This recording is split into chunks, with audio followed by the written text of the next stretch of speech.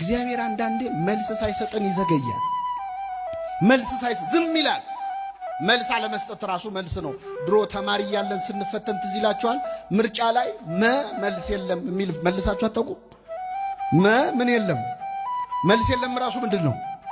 አንዳንዴ እግዚአብሔር በዝምታ ይመልሳል፣ ይዘገያል።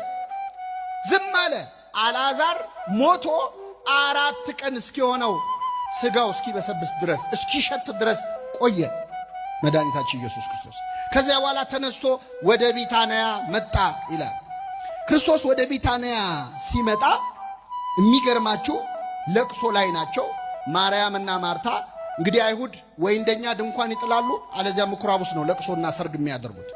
እና ሰው በተሰበሰበበት ድንኳን ጥለው ለቅሶ እያደረጉ በተቀመጡበት መድኃኒታችን ኢየሱስ ክርስቶስ መጣ። ኢየሱስ በመጣ ጊዜ ይላል አልዓዛር 4 ቀን ሆኖ ታገኘው። ቢታንያ 15 ምዕራፍ ያህል ለኢየሩሳሌም ቅርብ ነበረች። ይህን ጊዜ ይላል ማርታም It's completely normal to feel overwhelmed and fearful right now. When we face situations of emergency or uncertainty.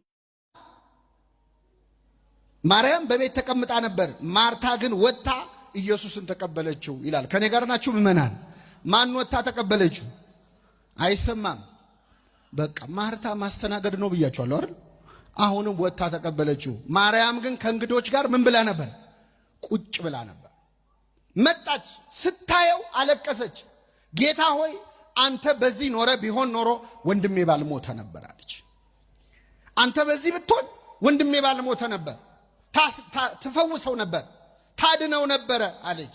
በመሰረቱ ለክርስቶስ አንተ በዚህ ኖረ ቢሆን ኖሮ ይባላል አይባልም? እሱ የሌለበት ቦታ አለ ምእመናን? የለም። በሰማይ በምድሩ የሞላ አምላክ ነው። እሷ ግን አላወቀችውም። አንተ በዚህ ኖረ ቢሆን አለች። ሲጀመር ለክርስቶስ ለመፈወስ በዚህ መሆን ያስፈልገዋል ወይ? እምነት ስለጎደላን ነው።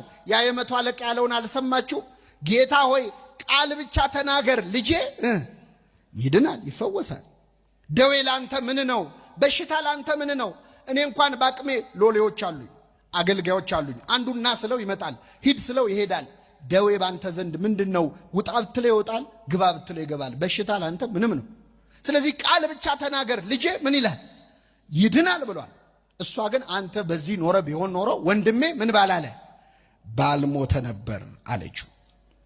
አሁንም እግዚአብሔርን የምትለምነውን ሁሉ እንደሚሰጥ ግን አውቃለሁ፣ ስላልመጣህ ነው እንጂ ብትመጣ ኖሮ ወንድሜን ከበሽታ ትፈውሰው ነበር አለችው።